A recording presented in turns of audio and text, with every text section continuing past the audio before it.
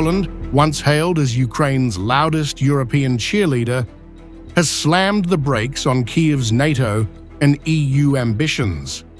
President-elect Karol Nawrocki didn't sugarcoat it. Ukraine's entry into NATO means global war and EU membership off the table. There is no possibility for Ukraine to enter NATO today. It is in a state of war. It would cause a war in all NATO countries, so there is nothing to review in this regard.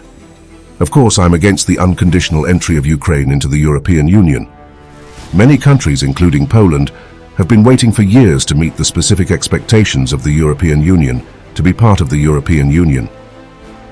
This is not the time to seriously talk about Ukraine's entry.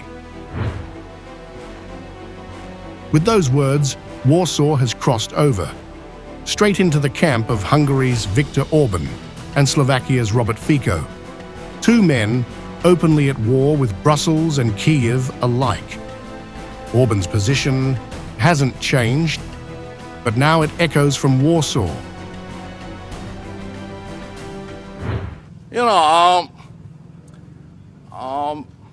NATO has no business in Ukraine. Ukraine is not member of NATO, neither Russia. And my job is to keep it as it is. Thank you very much. Fico, meanwhile, is torching bridges daily. No diplomacy, no meetings, just brutal rejection. My meeting with President Zelensky so far has no point, no significance, because he hates me.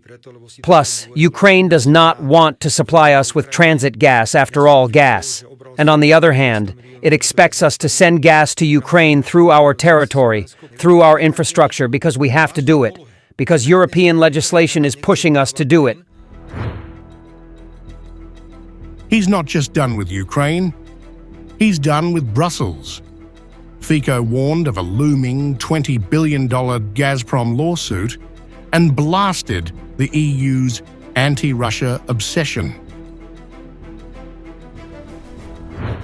We are asking the Commission who is going to pay if we lose this dispute. This is one package that we object to and claim is a bad and harmful decision. The war will end anyway. Write it down, Mr. Editor.